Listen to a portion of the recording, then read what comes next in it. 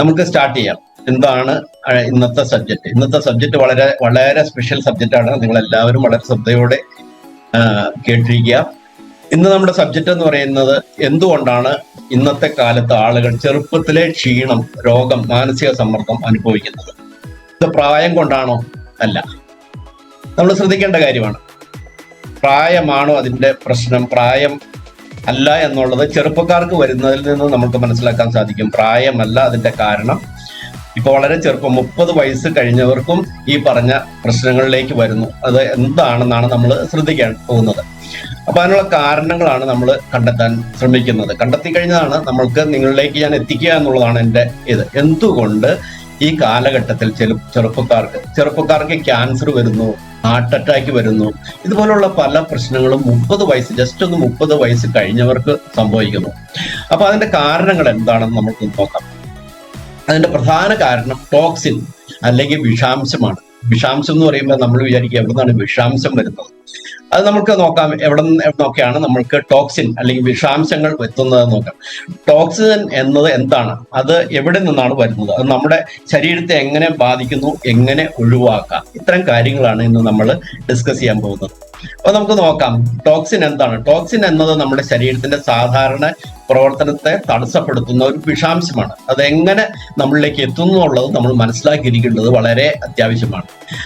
അതെന്താണ് നമുക്ക് നോക്കാം.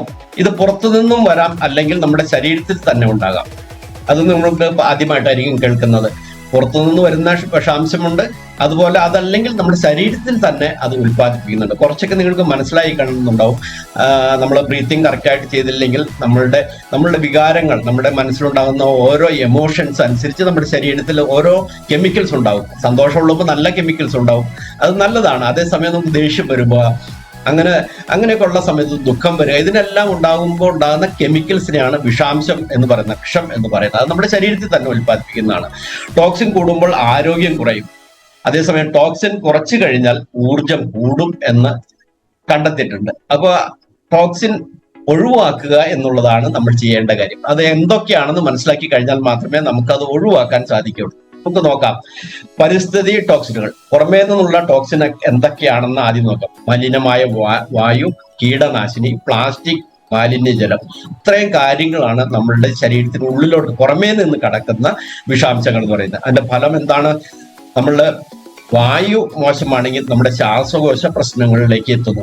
അതുപോലെ നമ്മുടെ പ്രതിരോധ ശേഷിയെ അത് ബാധിക്കുന്നുണ്ടാവും. പുറമേ നിന്ന് വരുന്ന ഓരോ ടോക്സിനും അതിൻ്റെതായ എഫക്റ്റ് വഴി നമുക്ക് ഓരോരോ പ്രശ്നങ്ങളിലേക്ക് എത്തുന്നതിന്റെ പ്രധാന കാരണം ഒന്ന് പുറമേ നിന്നുണ്ടാകുന്ന വിഷാംശങ്ങളാണ്. ഇനി അത് ഏതൊക്കെയാണ്? ഒന്നാമത്തേന്ന് പറഞ്ഞാൽ ഭക്ഷണ കഴിക്കുന്നത്. ജങ്ക് ഫുഡിൽ നിന്നാണ് അധികവും നമ്മൾക്ക് ഈ പറയുന്നത്. അധികം പഞ്ചസാര, പാക്കറ്റ് ഭക്ഷണം, അമിതവണ്ണം, ഷുഗർ, ക്ഷീണം, ഇതുപോലെ കാര്യങ്ങളിലേക്ക് കടക്കുന്നുണ്ടാവും. ഭക്ഷണം, പിന്നെ മരുന്നും നമ്മൾ കഴിക്കുന്നതാണ്. അതിലും ഈ പറയുന്ന കെമിക്കൽസ് ഉണ്ടാകാം.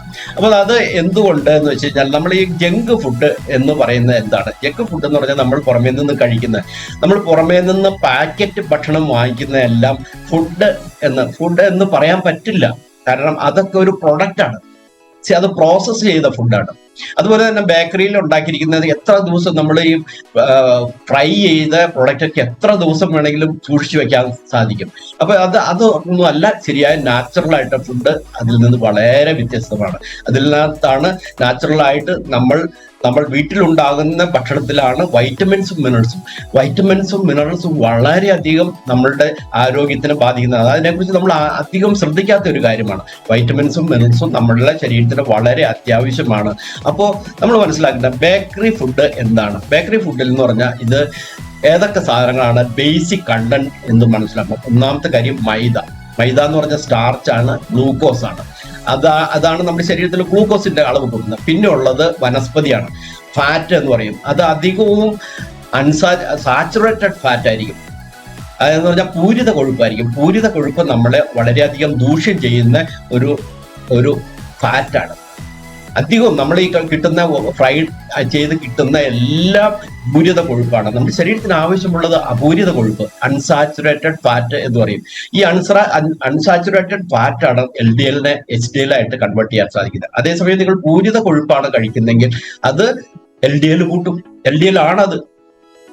അതേസമയം omega-3 പോലെയുള്ള ഫാറ്റി ആസിഡ് നമ്മുടെ ശരീരത്തിലെ LDL-നെ HDL ആയിട്ട് കൺവേർട്ട് ചെയ്യാൻ സാധിക്കും. നിങ്ങൾക്കറിയാം LDL ആണ് നമ്മൾക്ക് ബ്ലഡ് പ്രഷർ ഉണ്ടാക്കുന്നത്, ഈ പറയുന്ന ബ്ലഡിൽ ബ്ലോക്ക് ഉണ്ടാകുന്ന ബ്ലഡ് വെസൽസിലൊക്കെ ബ്ലോക്ക് ഉണ്ടാക്കി ഹാർട്ട് ഡിസീസിലേക്ക് എത്തുന്നത്. നമ്മുടെ ഹാർട്ട് ഡിസീസ് എന്ന് പറഞ്ഞാൽ നമ്മുടെ ഹാർട്ടിലും നമ്മുടെ ശരീരത്തിലും പല സ്ഥലങ്ങളിലും ബ്ലോക്ക് വരാം. ഇപ്പോൾ വന്ന് അത് നമ്മുടെ ബ്രെയിനിലുള്ള ബ്ലോക്കേജ് വരെ എത്തി. അതാണ് സ്ട്രോക്ക് എന്ന് പറയുന്നത്. നമ്മുടെ ഈ ജങ്ക് ഫുഡ് കഴിവതും ഒഴിവാക്കുക. അതിനകത്തുള്ള കോമ്പിനേഷൻ എന്ന് പറയുന്നത് ആട്ട അല്ലെങ്കിൽ മൈദ, ഷുഗർ ആൻഡ് ഫാറ്റ്. അപ്പൊ ഷുഗർ എന്ന് പറയുന്നത് എന്താണ്? അതും ഈ പറയുന്ന ഗ്ലൂക്കോസ് ആണ്.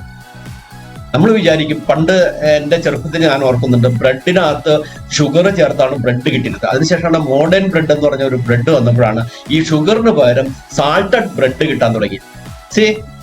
അന്ന് കണ്ടുപിടിച്ച ഒരു കാര്യമാണ്. അപ്പൊ ഷുഗർ ഇല്ലാത്ത ബ്രെഡ് വളരെ നല്ലതാന്ന് വിചാരിച്ചിട്ട് ആളുകൾ ആ ബ്രെഡ് കഴിക്കാൻ തുടങ്ങി. പക്ഷെ ബ്രെഡിനകത്ത് എന്താണ്?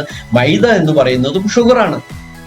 നിങ്ങൾക്ക് അത് മനസ്സിലായി കാണുമെന്ന് വിചാരിച്ചു. നമ്മൾ കഴിക്കുന്ന ആഹാരത്തിലുള്ള അരിയാഹാരം, ഗോതമ്പ്, മൈദ, ഇതിൽ നിന്നൊക്കെ കിട്ടുന്നത് ഗ്ലൂക്കോസ് ആണ്.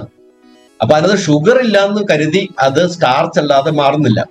ഇപ്പൊ അത് പിന്നെ ഇല്ലാതായി. കാരണം പിന്നീട് കാര്യങ്ങൾ മനസ്സിലാക്കി കഴിഞ്ഞപ്പോൾ അതുകൊണ്ടും പ്രത്യേകിച്ച് കാര്യമില്ല എന്ന് മനസ്സിലാക്കി. ഇപ്പൊ ബേക്കറി ഫുഡിന്റെ ഇതിന്റെ പല കോമ്പിനേഷൻസ് ആണ് ബേക്കറിയിൽ ലഭിക്കുന്ന എല്ലാ പ്രൊഡക്റ്റും എന്ന് പറയുന്നത്. അത് എന്തെടുത്തു കഴിഞ്ഞാലും അതിന്റെ എല്ലാം മൈദയുടെയും ഷുഗറിന്റെയും വനസ്പതിയുടെയും പല അളവിലുള്ള കോമ്പിനേഷൻസ് ആണ് നമുക്ക് ബേക്കറി സാധനങ്ങൾ എന്ന് പറയുന്നത്. നിങ്ങൾ ബേക്കറി സാധനങ്ങൾ കഴിച്ചു, അതനുസരിച്ച് നിങ്ങൾ എക്സർസൈസ് ഒക്കെ ചെയ്യുന്നവർക്കാണെങ്കിൽ കുഴപ്പമില്ല. പണ്ടൊക്കെ ബ്രെഡ്, എന്റെയൊക്കെ ചെറുപ്പത്തിൽ ബ്രെഡ് വളരെ സാധാരണമായിരുന്നില്ല. കാരണം നമ്മൾ ആശുപത്രിയിൽ അഡ്മിറ്റഡ് ആകുമ്പോഴാണ് ചിലപ്പോൾ ബ്രെഡൊക്കെ കിട്ടുന്നത്. അതൊരു ഹെൽത്തി ആയിട്ടുള്ള ഫുഡ് ആയിരുന്നില്ല. എന്നിരുന്നാലും ഒരു ബ്രെഡ് കഴിക്കാന്ന് പറഞ്ഞാൽ ഈസി ഡൈജസ്റ്റ് ആവും. അതിനെ പറഞ്ഞാൽ ഹൈ ഗ്ലൈസീമിക് എന്ന് പറയും. ഹൈ ഗ്ലൈസിമിക് എന്ന് പറഞ്ഞാൽ നമ്മൾ കഴിച്ച് നമ്മുടെ സ്റ്റൊമക്ക് ചെല്ലുമ്പോൾ തന്നെ അത് ഷുഗറായി കൺവേർട്ട് ചെയ്ത് നമ്മുടെ ബ്ലഡിലേക്ക് ആഗിരണം ചെയ്യും പെട്ടെന്ന്. അതാണ് ഹൈ ഗ്ലൈസീമിക് എന്ന് പറയുന്നത്. ഇത് മൈദ പോലുള്ള എല്ലാം ഹൈ ഗ്ലൈസീമിക് ആണ്. അതേസമയം നാര് കലർന്ന നമ്മൾ കാർബോഹൈഡ്രേറ്റ് അത് വളരെയധികം ഹെൽപ്പ് ചെയ്യും. അതൊക്കെ ഡൈജസ്റ്റ് ചെയ്ത് പതുക്കെയാണ് നമ്മുടെ ബ്ലഡിലേക്ക് എത്തുന്നത്. അപ്പൊ അത് ഹൈ ഗ്ലൈസിമിക് അല്ല. അതുപോലെ അരി എന്ന് പറയുന്നതും അതിനകത്ത് തവിടടങ്ങിയതായിരുന്നു ഏറ്റവും നല്ലത് എന്ന് നമ്മൾ മനസ്സിലാക്കേണ്ടത്. അത് റിപ്പീറ്റഡ്ലി ഞാൻ പറയുന്നത് നിങ്ങൾക്ക് കുറച്ചുകൂടെ കാര്യങ്ങളിലേക്ക് എത്താൻ വേണ്ടിയാണ്. അപ്പൊ നമ്മൾ മനസ്സിലാക്കുക, ഭക്ഷണം, മരുന്ന് വരെ കെമിക്കൽസ് ആണ്. ഇതൊന്നും നാച്ചുറൽ ആയിട്ടുണ്ടാകുന്നല്ല, കെമിക്കൽസ് ആണ് എന്ന് വ്യക്തമായി മനസ്സിലാക്കുക. നമ്മളൊരു അസുഖം വന്നു കഴിഞ്ഞാൽ ആ അസുഖം മാനേജ് ചെയ്താണ് ഇപ്പോൾ ജീവിക്കുന്നത്. ഒരു ഹോസ്പിറ്റലിൽ ഏതെങ്കിലും ഹാർട്ടിന് ഒരു പ്രശ്നം വന്നയാള് ആ ഹാർട്ട് ഡിസീസ് മാറി ഹെൽത്തി ഹാർട്ടിലേക്ക് എത്തുന്നുണ്ടോ? ഇല്ല. നമ്മൾക്ക് പാൻക്രിയാസിന് വരുന്ന നമ്മളുടെ ഡയബറ്റിക് എന്ന് പറയുന്ന അസുഖം, അതെന്ന് വൺസ് സ്റ്റാർട്ട് ചെയ്ത് കഴിഞ്ഞാൽ നമ്മൾ അത് കണ്ടിന്യൂസ്ലി ഒന്നല്ലെങ്കിൽ ഇൻസുലിനിലേക്ക് പോകും. ഇൻസുലിനൊക്കെ ഒന്നും ഇപ്പോൾ വേണ്ട, മെഡിസിൻ കഴിച്ചാൽ മതി എന്നൊക്കെ പറയുന്നത് അതൊരു കെമിക്കലാണ് നമ്മൾ കഴിക്കുന്നത്. അതേസമയം ഇൻസുലിൻ എന്ന് പറഞ്ഞാൽ കുറച്ചുകൂടെ നാച്ചുറൽ ആയിരുന്നു. അപ്പൊ വൺസ് അത് വന്നു കഴിഞ്ഞാൽ അതിനെ മാനേജ് ചെയ്ത് സ്ഥിരമായിട്ട് നമ്മൾ ഒന്നല്ലെങ്കിൽ ഇൻസുലിൻ കുത്തിവെച്ച് നമുക്ക് ചെയ്യും. ഈ പറയുന്ന ഡയബറ്റിക് തന്നെ പലതരത്തിലുണ്ട്. ഒന്നെന്ന് പറയുന്ന നമ്മുടെ ശരീരത്തിലേക്ക് ഷുഗർ അബ്സോർബ് ചെയ്യാൻ പറ്റാത്ത, എന്തിനാണ് അബ്സോർബ് ചെയ്യണമെങ്കിൽ എന്താണ്? നമ്മുടെ ശരീരത്തിലെ ബ്ലഡിലുള്ള ഷുഗറും ഓക്സിജനും ചേർന്ന് ബേൺ ചെയ്തിട്ടാണ് അത് നമ്മളുടെ ശരീര കോശങ്ങളിലേക്ക് എത്തുന്നത്. അതിന്റെ കൂടെ ഇൻസുലിൻ ആണ്, ഞാൻ പറഞ്ഞു, നമ്മുടെ ഓരോ കോശത്തിലും ഒരു അടുപ്പ് പോലെ, ഒരു ബർണർ പോലെ ഉണ്ട്. ആ ബർണറിലേക്കാണ് ഇത് ചെല്ലുന്നത്. പക്ഷെ ഇൻസുലിൻ ചെന്നിട്ട് വേണം ഈ ബർണറിന്റെ വായു തുറക്കാൻ. ഒന്ന് ഓപ്പൺ ചെയ്ത് കൊടുക്കുമ്പോഴാണ് അതിലേക്ക് നമ്മുടെ ഗ്ലൂക്കോസും ഓക്സിജനും ചെന്ന് ബേൺ ചെയ്യാൻ സഹായിക്കുക. മൈറ്റോകോൺട്രിയ എന്നാണ് അതിന് ടെക്നിക്കലി പറയുന്നത്. ആ മൈറ്റോകോൺട്രിയ എന്ന് പറയുന്ന സാധനം ആ കോശത്തിന്റെ ഒരു ഡോറാണ്. ആ ഡോറ് തുറന്നു കഴിയുമ്പോൾ അതിലേക്ക് നമ്മുടെ ഷുഗറും ഓക്സിജനും ചേർന്ന് ബേൺ ചെയ്തിട്ടാണ് നമ്മൾക്ക് എനർജി ലഭിക്കുന്നത്. അപ്പൊ ചില ആളുകളെ സംബന്ധിച്ച് ഇത് ശരീരത്തിലേക്ക് അബ്സോർബ് ചെയ്യാൻ പറ്റാതെ വരുമ്പോഴാണ് ബ്ലഡിലെ ഷുഗറിന്റെ അളവ് കൂടുന്നത്. ഇതിന് ഏറ്റവും പ്രത്യേകത എന്ന് പറയുന്നത്, എനിക്കറിയാം, വളരെ ചെറുപ്പത്തില് നമ്മളൊക്കെ ഈ വാഷ്റൂമൊന്നും ഇല്ലാത്തൊരു സിറ്റുവേഷൻ എൻ്റെ ചെറുപ്പകാലത്ത് ഉണ്ടായിരുന്നു. വാഷ്റൂമൊന്നും അത്ര കോമൺ ആയിരുന്നില്ല. ആ സമയത്ത് ആണുങ്ങളെല്ലാം ഈ മൂത്രച്ചിരുന്നത് പറമ്പിലായിരുന്നു. അപ്പൊ ചില ആളുകൾ എന്ന് പറഞ്ഞാൽ അവര് ജോലി ചെയ്യുന്ന സ്ഥലത്ത് ഏതെങ്കിലും ഒരു കോർണർ ആയിരിക്കും ഇതിന് കണ്ടുപിടിക്കുന്നത്. ആ കോർണറിൽ പണ്ട് ഞാൻ ശ്രദ്ധിച്ചു, ഇത് സയൻസ് മനസ്സിലാക്കിയതിന് ശേഷമാണ് അന്ന് ചെറുപ്പത്തിൽ കണ്ട കാര്യം എനിക്ക് ഓർമ്മ വന്നത്. എവിടെയൊക്കെ ആളുകൾ മൂത്രം ഒഴിക്കുന്നോ അവിടെ ഒരു കറുത്ത ഉറുമ്പ് വരുന്നതായിട്ട് കാണാൻ സാധിക്കും. നിങ്ങൾ പ്രായമുള്ളവർ ശ്രദ്ധിച്ചിട്ടുണ്ടോന്ന് അറിയില്ല, ആ ഉറുമ്പ് വരുന്നുണ്ട്. ആ ഉറുമ്പിന് ഷുഗർ ഉള്ളതുകൊണ്ടാണ്, ഷുഗർ കണ്ടന്റ് ഉള്ളതുകൊണ്ടാണ് മുൻപ് വന്നിരുന്നത്. പക്ഷെ അത് നാച്ചുറലായിട്ട് നമ്മുടെ ശരീരത്തിന് കൂടുതൽ ഷുഗർ ഉണ്ടെങ്കിൽ നമ്മുടെ ശരീരം നാച്ചുറലായിട്ട് ആ ഷുഗറിനെ പുറന്തള്ളാൻ സഹായിച്ചിരുന്നു. പക്ഷെ എന്താണ് നമ്മളെ മെഡിക്കൽ സയൻസ് ചെയ്തത്? ഞാൻ മെഡിക്കൽ സയൻസിനെ കുറ്റം പറയാമെന്ന് നിങ്ങൾ കരുതരുത്. ആ മെഡിക്കൽ സയൻസ് ചെയ്തത് ഈ മൂത്രം ടെസ്റ്റ് ചെയ്തതിന് ശേഷം, യൂറിൻ ടെസ്റ്റ് ചെയ്ത് അതിനകത്ത് ഷുഗർ കണ്ടന്റ് ഉണ്ട് എന്ന് പറഞ്ഞ്, അത് നാച്ചുറലായിട്ട് നമ്മുടെ ശരീരത്തിന്റെ കഴിവ്. അന്നൊക്കെ നല്ല ഹെൽത്തി ആയിരുന്നു ആളുകൾ. ആ ഹെൽത്തി ആയിരുന്ന ആളുകളുടെ ശരീരത്തിൽ ഷുഗർ കൂടുമ്പോൾ അത് പുറന്തള്ളിയിരുന്നു. ആ പുറന്തള്ളിയിരുന്ന് അത് ശേഖരിച്ച് ടെസ്റ്റ് ചെയ്ത് ഷുഗർ കണ്ടന്റ് ഉണ്ട്, നിങ്ങൾക്ക് ഡയബറ്റിക് ആണെന്ന് പറഞ്ഞാൽ മെഡിസിൻ സ്റ്റാർട്ട് ചെയ്തു. ആ മെഡിസിൻ സ്റ്റാർട്ട് ചെയ്ത് പിന്നെ ആ മെഡിസിനാണ് പിന്നെ നിങ്ങളുടെ പാൻക്രിയാസിനെ ഡാമേജ് ചെയ്യുന്നത്. അപ്പൊ ഇതൊക്കെ നമ്മളൊന്നും മനസ്സിലാക്കേണ്ടതാണ്. ഇതൊന്നും നമുക്ക് തിരുത്താനോ അല്ലെങ്കിൽ അതിനുവേണ്ടി വെല്ലുവിളിക്കാനോ ഒന്നും അല്ല പറയുന്നത്. നമ്മളുടെ കയ്യിലാണ് നമ്മുടെ ആരോഗ്യം. അപ്പൊ സയൻസിന്റെ ഒപ്പം നമ്മളും മനസ്സിലാക്കിയിരിക്കേണ്ട കാര്യങ്ങളെ കുറിച്ചാണ് ഞാൻ ഈ സംസാരിക്കുന്നത്. അങ്ങനെ നമ്മൾ അത് മെഡിസിൻ കഴിച്ചു കഴിയുമ്പോൾ പിന്നെ എന്താണ്, ബ്ലഡിൽ പ്രശ്നമായി കഴിഞ്ഞപ്പോൾ പിന്നെ അത് സ്ലോലി ബ്ലഡ് പ്രഷറിലേക്ക് എത്തി. പിന്നെ ബ്ലഡ് പ്രഷറിന്റെ മെഡിസിൻ കഴിക്കുകയാണ്. അപ്പൊ നമ്മുടെ ഷുഗർ കുറഞ്ഞിട്ടില്ല, പക്ഷെ നമ്മൾ പിന്നെ ബ്ലഡ് പ്രഷറിലേക്ക് പോയപ്പോൾ പിന്നെ അതിന്റെ മെഡിസിനായി. ഇപ്പൊ ഇതിനകത്ത് തന്നെ ഒരു മാഡം ഉണ്ടായിരുന്നു. ആ മാഡം പറയുന്നത് 10-20 ടാബ്ലറ്റ്സ് ഓരോ ദിവസം കഴിക്കുന്നു. ആ സ്ഥിതിയിലേക്ക് നമ്മൾ പോകണം. അപ്പൊ നമ്മൾ എന്ന് ഹെൽത്തി ആയിരിക്കുന്ന സമയത്ത് തന്നെ നമ്മളുടെ ഹെൽത്ത് മെയിൻറ്റെയിൻ ചെയ്യാൻ, അത് നിലനിർത്താനുള്ള കാര്യങ്ങൾ ചെയ്യുക എന്നുള്ളത് നമ്മൾ ചെയ്താൽ മാത്രമേ നടക്കുള്ളൂ. ലോകം ഇങ്ങനെയാണ് പോകുന്നത്. അതുകൊണ്ട് ഞാനും അതിന്റെ ഒപ്പം അങ്ങ് പോകുമെന്ന് ചിന്തിക്കുകയല്ല വേണ്ടത്. 20% ആൾക്കാർ ഇതെല്ലാം മനസ്സിലാക്കി വ്യത്യാസങ്ങൾ വരുത്തുന്നുണ്ട് എന്നുകൂടി നമ്മൾ മനസ്സിലാക്കണം. ശരീരത്തിനുള്ളിലുള്ള ടോക്സിൻ എന്നാണ് ദഹന പ്രശ്നങ്ങൾ, യൂറിക് ആസിഡ്, പല ജോയിന്റ് വേദന, അമ്ലത, ഇതെല്ലാം ഉണ്ടാകുന്നതിന് പ്രധാന കാരണം ശരീരത്തിലെ ടോക്സിനാണ്. ആ ദഹന പ്രശ്നങ്ങളെല്ലാം ഉണ്ടാകുന്നതിന്റെ പ്രധാന കാരണം ഇതാണെന്ന് നമുക്കറിയാം. ഇനി ബാക്ടീരിയ, വൈറസ്, ഇതൊരു ടോക്സിനാണ്. ആ ടോക്സിന്റെ പല എന്താണ്, നമുക്ക് ഇൻഫെക്ഷൻ വരുന്നു, ജ്വരം വരുന്നു, ഓരോ അസുഖങ്ങൾ വരുന്നു. ഇത് ബാക്ടീരിയ, അത് പുറമേ നിന്ന് കടക്കുന്നതാണ്. നമ്മൾ കഴിക്കുന്ന ഭക്ഷണത്തിൽ കൂടി, കുടിക്കുന്ന വെള്ളത്തിൽ കൂടിയൊക്കെയാണ് ഇത് നമ്മുടെ ശരീരത്തിൽ കിടക്കുന്നത്. ഇതും വളരെ പല ഇൻഫെക്ഷനും ഇപ്പൊ ഈ കാലഘട്ടത്തിൽ പിന്നെ അഗെയിൻ പല വൈറസുകൾ വരാൻ തുടങ്ങി എന്നുകൂടി മനസ്സിലാക്കാം. ഇനി മാനസികമായിട്ടുണ്ടാകുന്ന, നമ്മുടെ ഇന്റേണലി ഉണ്ടാകുന്ന ടോക്സിൻ എന്തൊക്കെയാണ്? ആ ടോക്സിൻ സ്ട്രെസ് ഉണ്ടാക്കും. ഞാൻ പറഞ്ഞു, ഓരോ സമയത്ത് സ്ട്രെസ് വരുമ്പോൾ ഒരു ടൈപ്പ് കെമിക്കൽ ഉണ്ടാകുമ്പോഴാണ് പേടി വരുന്നത്, ചില കെമിക്കൽ ഉണ്ടാകുന്നതാണ് കോപം വരുന്നത്, ദേഷ്യം വരുന്നത്. ഇതൊക്കെ ഓരോ തരത്തിലുള്ള കെമിക്കൽ നമ്മുടെ മനസ്സിനെ നമ്മൾക്ക് കൺട്രോൾ ചെയ്യാൻ പറ്റാത്ത ഒരു അവസ്ഥയിലാണ് ഇത് സംഭവിക്കുന്നതെന്ന് പല പ്രാവശ്യം ഞങ്ങളോട് പറയുന്നു. ഒന്നുകൂടി പറയാണ്. അതിന്റെ ഫലം എന്താണ്? നമ്മൾക്ക് ബ്ലഡ് പ്രഷർ ഉണ്ടാകുന്നു, ഉറക്കക്കുറവുണ്ടാകുന്നു, മനസ്സ് വിഷമിക്കുമ്പോൾ ശരീരവും വിഷമാവും. മനസ്സിലെ വിഷം അതെന്ന് പറഞ്ഞാൽ അത് ഈ പറയുന്ന കാര്യമാണ്. ഈ കെമിക്കൽ മനസ്സിലുണ്ടാകുന്ന, നമ്മുടെ മനസ്സിനെ കൺട്രോൾ ചെയ്യാൻ പറ്റാത്ത ഒരു സ്ഥിതിവിശേഷത്തിലാണ് ഈ പറയുന്ന ടോക്സിൻ ഉണ്ടാകുന്നത്. ആ ടോക്സിൻ നമ്മുടെ ശരീരത്തിനെയും ബാധിക്കുന്നുണ്ടോ? പിന്നെ അടുത്തതെന്ന് പറഞ്ഞാൽ ജീവിത ശൈലി ടോക്സിനാണ്. വ്യായാമം ഇല്ലായ്മ, ഉറക്കക്കുറവ്, ഷാലോ ബ്രീത്തിങ് കൊണ്ടാണ് ഇത് സംഭവിക്കുന്നത്. അപ്പൊ അടിസ്ഥാനപരമായിട്ട് നമ്മൾക്ക് വേണ്ടതെന്ന് പറഞ്ഞാൽ ബ്രീത്തിങ് ആണ് ശരിയായത്. ഇപ്പൊ എല്ലാം വരുന്നത് നമ്മൾ ശരിയായ ബ്രീത്ത് ചെയ്യാത്ത, ഇതൊരു സൈക്കിളാണ്. സൈക്കിൾ എന്ന് പറഞ്ഞാൽ പണ്ട് കാലത്ത് ഫിസിക്കൽ ആക്ടിവിറ്റി ഉണ്ടായിരുന്നു, അപ്പൊ നന്നായിട്ട് ബ്രീത്ത് ചെയ്തിരുന്നു, ശരീരത്തിന് ഓക്സിജൻ കിട്ടിയിരുന്നു. അപ്പോൾ ആളുകൾക്ക് മാനസികമായിട്ടുള്ള പ്രശ്നം ഉണ്ടായിരുന്നില്ല. പണി കുറേ അധികം നല്ല ഹാർഡ് വർക്ക് ചെയ്തിരുന്നു. ആരും അതുകൊണ്ട് വിഷമം പറഞ്ഞിട്ടില്ല. ആ ഒരു വിഷമം, നമ്മൾ നല്ല ഹാർഡ് വർക്ക് ചെയ്യുകയാണല്ലോ എന്ന് പറഞ്ഞ് വിഷമിക്കുമ്പോഴാണ് ഈ പ്രശ്നം വരുന്നത്. അപ്പോഴേ ആ ഹാർഡ് വർക്ക് നമ്മളെ വളരെയധികം ഗുണം ചെയ്തു എന്ന് നമ്മൾ മനസ്സിലാക്കണം. അപ്പൊ നമ്മൾക്ക് ഹാർഡ് വർക്ക് ഇപ്പോൾ കുറഞ്ഞതിന്റെ കാരണം നമ്മൾ പല രീതിയിലുള്ള നമ്മുടെ ലൈഫ് ഈസി ആക്കാനുള്ള പല കണ്ടുപിടുത്തങ്ങൾ നടത്തി നമ്മൾ ലൈഫ് ഈസിയായി. അപ്പൊ നമ്മൾ ഹാർഡ് വർക്കിന്റെ ആവശ്യമില്ലാതെ, പക്ഷേ അതൊരു ഷോർട്ടേജാണ്, നമ്മുടെ ശരീരത്തിന്റെ ഒരു ഷോർട്ടേജാണ്. ആ വ്യായാമം നമ്മൾ ചെയ്യണം എന്നുള്ളതാണ് ഇതിൽ നിന്ന് നമ്മൾ മനസ്സിലാക്കേണ്ടത്. അതുപോലെ നമ്മൾ വളരെ ഈസി ആയി കഴിഞ്ഞപ്പോഴാണ് ഈ പ്രശ്നങ്ങളിലേക്കൊക്കെ നമ്മൾ എത്തിയത്. ഇനി ആഴത്തിലുള്ള ചില സത്യങ്ങൾ പറയാണ്. രോഗം ഓരോ ദിവസം വരുന്നതല്ല, നമുക്കറിയാം. ഈ പറയുന്ന ലൈഫ് സ്റ്റൈൽ ഡിസീസ് ഒന്നും പെട്ടെന്നുണ്ടാകുന്നതല്ല. ടോക്സിൻ അടിഞ്ഞുകൂടി ആണ് രോഗം വരുന്നത്. ശരീരം അതിന് സിഗ്നൽ നൽകുന്നുണ്ട്. എന്താണ്? നമുക്ക് ക്ഷീണം വരുന്നു, ഉറക്കം പ്രശ്നം വരുന്നു, വേദന. പക്ഷെ നാം അവഗണിക്കുന്നു. നമ്മൾ അവഗണിക്കുന്നു എന്ന് പറയുന്നില്ല. നമ്മൾ ഒരു സിഗ്നൽ കിട്ടുമ്പോൾ ആ രോഗം എന്താണെന്ന് അടിസ്ഥാനം നമ്മൾ മനസ്സിലാക്കാതെ ഉടനെ പോയി ഹോസ്പിറ്റലിൽ പോയി അതിന് മെഡിസിൻ കഴിക്കുന്നു. ആ മെഡിസിൻ എന്താണ്? കെമിക്കലാണ്. ഒന്നും നാച്ചുറൽ ആയിട്ടുള്ള ഒരു മെഡിസിൻ എന്ന് പറയുന്നില്ല. അത് ആയുർവേദത്തിലുണ്ടായിരുന്നു. പക്ഷെ ഈ കാലഘട്ടത്തിൽ ആയുർവേദവും ഈ പറഞ്ഞ മാതിരി കെമിക്കൽസ് ഉണ്ട് പലതും. അത്ര സത്യസന്ധമായിട്ടുണ്ടാക്കുന്ന ആയുർവേദ മെഡിസിൻസ് എന്നൊക്കെ പറഞ്ഞാൽ അങ്ങനെ ഉണ്ട്. പക്ഷെ ഇതൊന്നും പണ്ട് കുടുംബത്തില് വലിയ കാലത്തിലൊക്കെ ആയിരുന്നു കഷായം ഉണ്ടാക്കിയിരുന്നത്. അത് അപ്പം ഉണ്ടാക്കുക, അന്ന് അത് എക്സ്പയർ ആവുന്നതിന് മുമ്പൊക്കെ അത് കഴിച്ചിരുന്നപ്പോൾ അതിനകത്ത് പ്രിസർവേറ്റീവിന്റെ ആവശ്യം ഉണ്ടായിരുന്നില്ല. പക്ഷെ ഇപ്പോൾ നമ്മൾ ആയുർവേദത്തിനാണെങ്കിലും നമുക്ക് പേടിക്കേണ്ടതായിട്ട്, അത് പ്രിസർവേറ്റീവ് കൊടുത്താൽ മാത്രമേ അത് നമുക്ക് ലാസ്റ്റ് ചെയ്യുള്ളൂ എന്ന് നമുക്കറിയാവുന്ന കാര്യമാണ്. ഇനി പരിഹാരം എന്താണ്? ഇതൊക്കെ പ്രശ്നമാണ്. നമ്മൾ പ്രശ്നങ്ങൾ മാത്രമല്ല പറഞ്ഞുകൊണ്ട് നമ്മൾ പരിഹാരം തേടാനാണ് നിങ്ങളിവിടെ വന്നിരിക്കുന്നത്. ലളിതമായ കുറച്ച് കാര്യങ്ങൾ ഞാൻ പറയാം. ശുദ്ധജലം കുടിക്കുക, പ്രകൃതിദത്തമായ ഭക്ഷണം, ആഴത്തിലുള്ള ശ്വാസോച്ഛ്വാസം ചെയ്യുക, വ്യായാമം, പോസിറ്റീവ് മൈൻഡ് സെറ്റ് ഉണ്ടാക്കിയെടുക്കുക.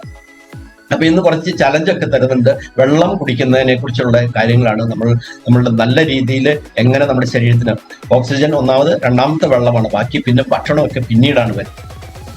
സോ നമ്മുടെ ശരീരം ദുർബലമല്ല, അത് ഓവർലോഡ് ആയതാണ് പ്രശ്നം. നമ്മുടെ ശരീരത്തിനൊക്കെ എന്ന് പറഞ്ഞാൽ മരിക്കുന്ന വരെ നല്ല സ്ട്രോങ് ആണ്. പ്രകൃതി നമുക്ക് ആ രീതിയിലുള്ള ശരീരമാണ് നമുക്ക് തന്നിരിക്കുന്നത്.